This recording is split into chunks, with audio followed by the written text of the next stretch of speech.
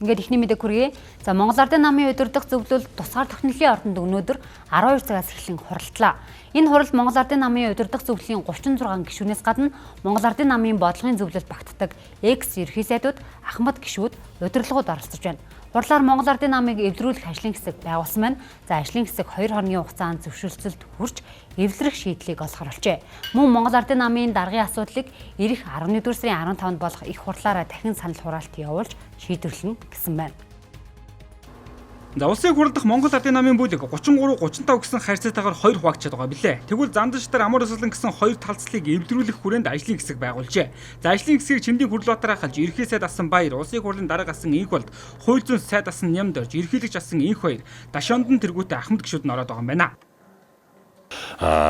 Парламентын гишүүд орсон, өдөр зөвлөлийн гишүүд орсон, за урд намын дараагаар ажиллаж байсан ахмадууд орсон ажлын хэсэг гаргаад өнөө маргааш энэ одоо ажлын хэсгийн хүрээнд зарим мэдээллийг нэмж аваад тодорхой шийдэл гаргаад явах нь зүйтэй гэсэн ийм шийдэл хүрсэн. Нэг намын асуудал цаашаа хэлсээр байгаа юм чинь төрлүүгээ ороо төрийн хямрал руу явах гэж байна. Тийм учраас бол зөвхөн нэг намын хүрээндээ ярих биш. Төр засаг сүүлд нь үндсэн хуулийн цэцж оролцоод ирлээ шүү дээ. Тэгэхээр энийг бол улс орны хөгжил аюулгүй байдалд хохирлгүйгээр шийдэх ёстой. Тэрний төлөө одоо уулзаж ярилцаж зөвлөе гэж байгаа юм байна. Харин бүлгийн даргын асуудлыг авч хилцээгүүн дээр улсын хурлын гишүүн амар ойсгаланд намын гишүүнчлээс хасах асуудлыг хилцээгүй билээ. Харин намын даргын асуудлыг 11-р сарын 15-16-нд болох их хурлаараа дахин санал хураалт явуулж шийдэхэр болжээ.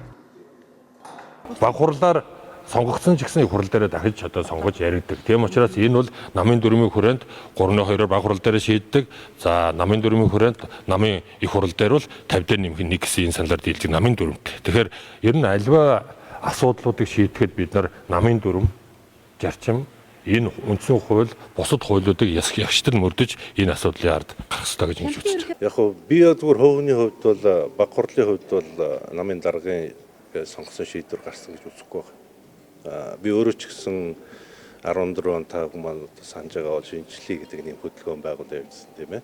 Намын даргыг бол намын их хурл шийдэх ёстой гэдэг ийм байр сууриас тэр хөдөлгөөнийг зохион байгуулсан. Тэр байр суурь дээр ч гэсэн одоо хэвээр байгаа. Тийм учраас яг хөхөр ер нь намын даргыг бол их хурлаараа шийдэх ёстой.